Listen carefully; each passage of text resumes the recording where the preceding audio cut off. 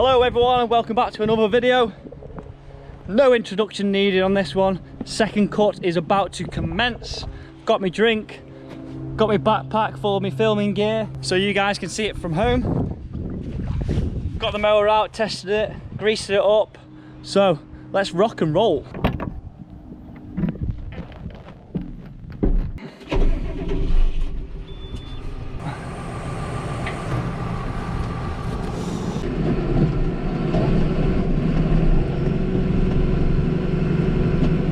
So the sun is shining, which is good news. Of course, we don't want to be silaging in the rain. But the plan for me right now is to go around all the silage fields and just mow the outsides off. That will give the ground time to dry, as it's been very wet over the last week. And then tomorrow, when it's even sunnier, I can then mow the insides. And that way, when I turn around on the outsides, I'm not going to damage the crop and also damage the ground. So if I go around the fields now, mow the outsides, by tomorrow the outsides will be nice and dry, and we can just crack on and mow the rest of the field on.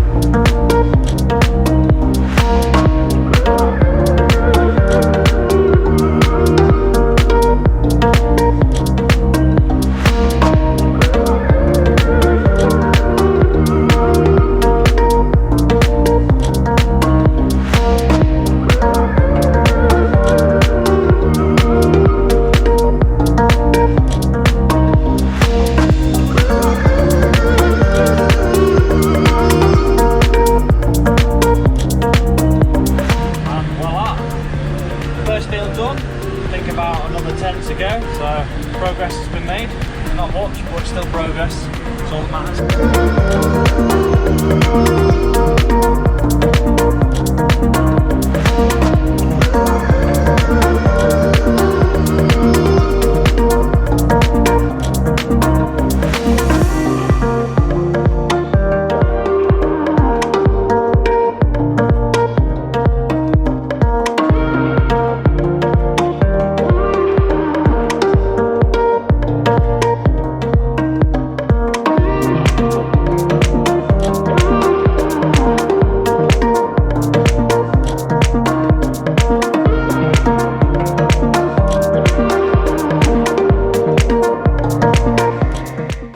done for today. I need to go home and get some tea.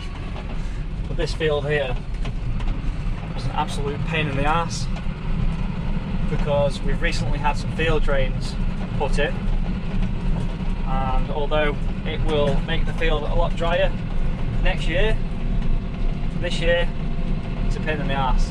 Obviously I can't mow straight through all the soil as we don't want soil in the silage, so I've got to mow round them, which has just made the whole job so much more awkward.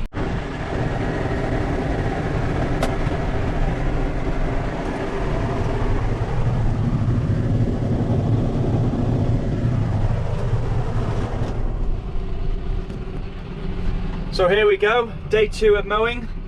It's 26 degrees and it's only 10 o'clock, so perfect conditions for mowing.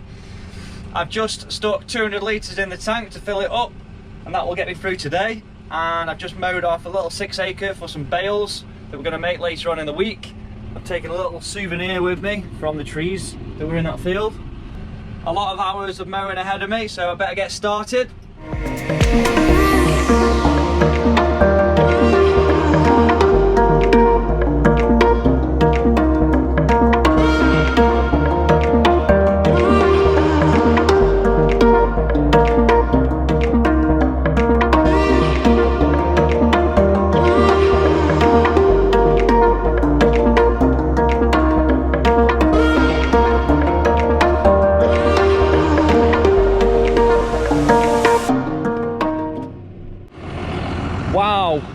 Wow, it's hot, very, very hot. So I just thought I'd get off the tractor and just show you. This here is what I mowed last night. This is what I've just mowed now. And you can tell the difference in the colour of the ground in between the swaths. As you can see here, this is a lot drier, which is what I was hoping to achieve last night from mowing just the outsides. Which means every time I've turned around today, I haven't been chewing up all the soil. As we don't want soil in the food for the cows, we want grass and grass only. So there's a lot more crop here than we would usually go for, the second cut. The rain's caught us out a little bit. We like to take it a lot shorter than that before it goes to seed, and a lot of this has gone to seed. And when the grass goes to seed, it tends to lose its quality. So although we're going to get more food for the cows, the quality's less. So we would rather better quality and less of it, to be honest. But beggars can't be choosers, and the conditions are absolutely perfect, so can't complain. So I've just got this little bit here to finish mowing, and then the contractors are going to finish the rest of it because they can get through it much quicker than I can. And my dad has already set off on the old Ford with the tedder, so once I finish that little bit there, I'm going to swap over the mower, drive down to the field on the John Deere, and carry on tedding for him. And then I'll be tedding probably till later on tonight. So let's get going.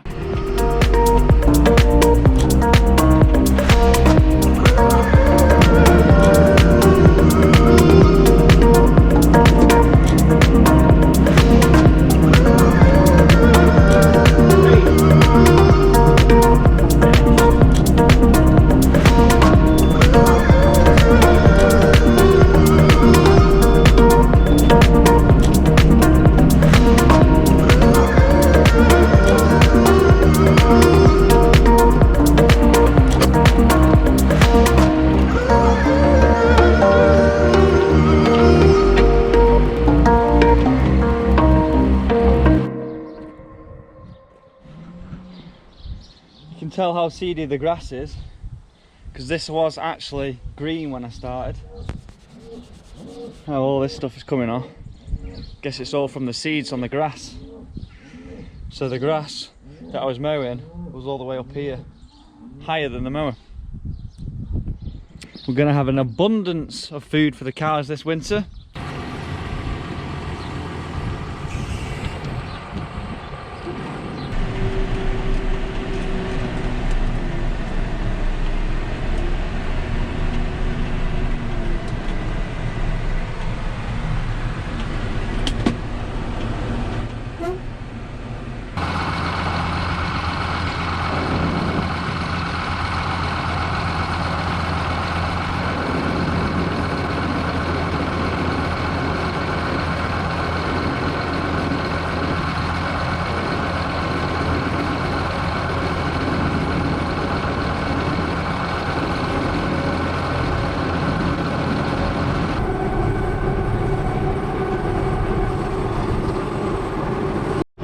Up. Up a bit.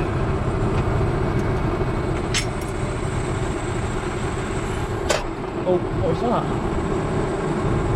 Stand, wasn't it? I don't know, but it is making funny noises. It was just, the stand was under pressure then, that was all it was. Down.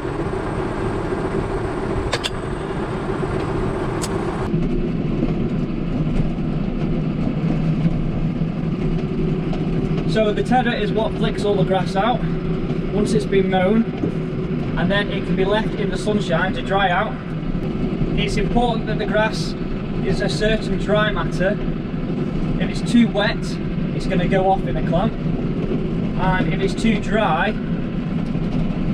you're not going to be able to squash it down and get all the air out, so eventually it'll go off as well. The perfect dry matter is important, but it's a very nice job to do straight after you've mown, because it does 3 rows for every 1 row of mowing, so in theory it's 3 times as fast.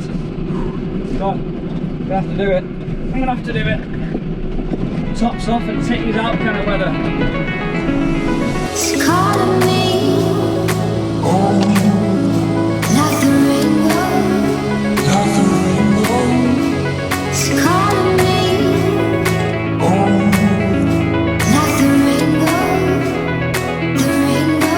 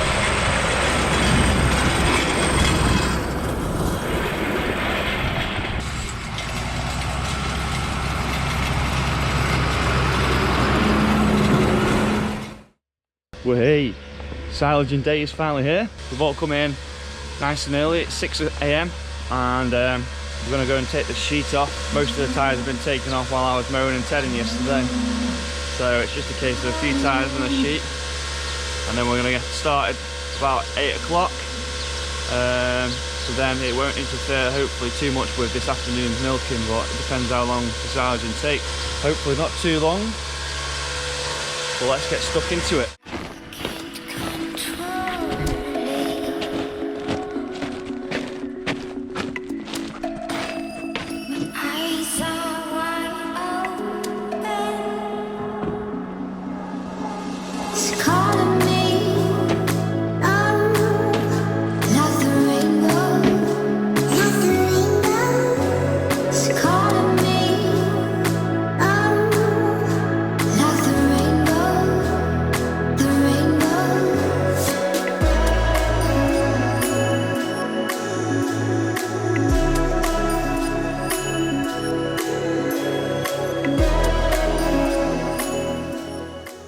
So this is what first cut silage looks like after it's been down for about 7 weeks now.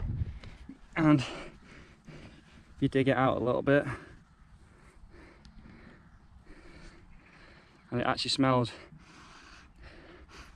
really good, really sweet. They stick together, and that'll make some good feed for the cows come winter time. So second cut is just going to come on top of here.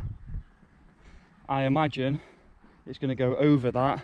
That there is last year's first and second cut that we didn't use up. As you can see, it's looking a little bit worse for wear. That's just the face of it. It's been exposed to the air, and obviously it's gone off. So there will be a bit of waste in that, but dig off all that waste and there will be some good silage underneath. Right, time to put the trailer on. I've mixed the ecosile up, and we're going to head down there ready for a 9 o'clock start. Yeah. So I beat the chopper down into the field, which is good because I don't like him sat here waiting for me doing nothing, as it's about £300 an hour plus all the tractors and trailers and the rowing machine behind, and then the guy on the buck rake, which is the guy who pushes it about in the clamp and squashes it down. The whole operation is over 500, maybe over £600 an hour. So an 8-9 hour day. It's obviously an expensive job, an expensive day, so it's important that it goes smoothly. Fingers crossed, hopefully it does. Ecosil's mixed up. This stuff is a silage additive, and supposedly it just helps it ferment better. Anyone's guess whether it actually does or whether it works, I don't know. Their results show it does, but of course they will, because they're the ones selling it. Here's the silage. I was worried that it was going to be a bit too dry, but there is still a little bit of green left in it, which is good.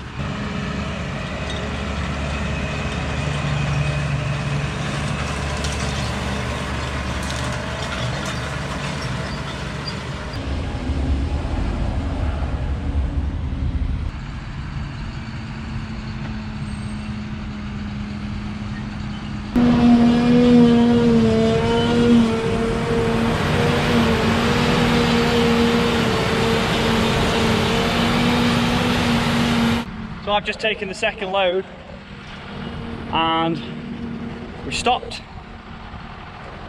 Why? Because the chopper, you can see that's going behind me, has a metal detector. Of course we don't want any metal going through the chopper because it can damage the machine and can break all the knives that's inside of it. So what did we find? What almost went through it? This. If that went through the machine, it would do some serious damage. Serious damage. So it's a good job that it does have a metal detector on it, and it just cuts the machine off when it senses metal about to go through it. So this piece of metal is a tine. This comes off either the rake or the tedder, but I've tedded it out yesterday and our tedder tines aren't this colour. The bloke over there, his tines are this colour, so I imagine he's missing one of these, but it's going to go into the scrap metal pile. He's not getting it back.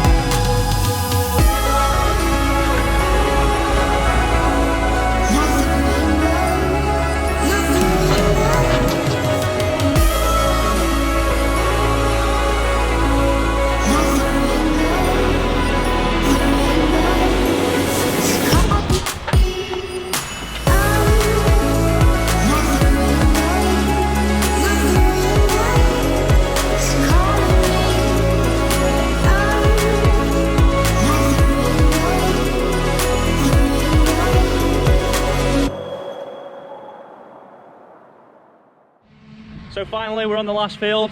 Only a couple more hours now and we can get the sheet on, the nets on, and chuck a load of tyres out to squeeze our air out. So this year has not been a usual year because it's never usually this hot, and because of that we've been caught out a little bit and the crop's got a bit drier than it usually would. As I said earlier in the video, it's important that the crop doesn't get too dry because you can't squash it down in order to get all that air out. Now, because this is the last field, my dad had an idea not to ted it out and dry it in the sun and to leave it a little bit wet, and it turns out it was a very, very good decision to make, and this is all good learning for me. The reason for that, because it's wet, it provides a little bit more weight and we can cover the whole plant and use it as a cap or as a weight, if you like, to squash down all that silage and push any remaining air out of it so that it doesn't go off and we have less waste in the winter. So I'm just going to watch these guys finish off the last few loads. I'm going to head back to the clamp, show you guys what it looks like in the clamp, and then we're going to get the sheet on, the net on, the tyres, and then we can just go home and get some rest ready for tomorrow.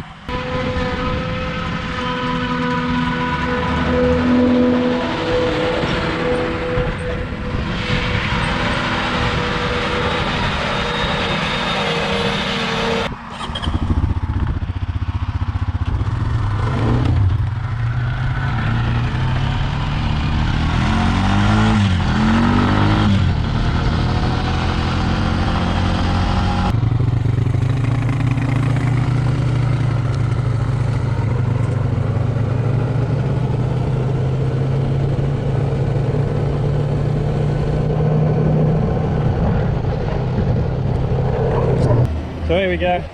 This is what the last field has come in like, and then this is what the rest of it has come in like. I don't know if you can see a difference in between the two, but this is that's more light coloured and this is more dark green. And that's because of the moisture that's still left in this grass. That's providing us the weight that we need. I need to move out of the way before I get tipped on.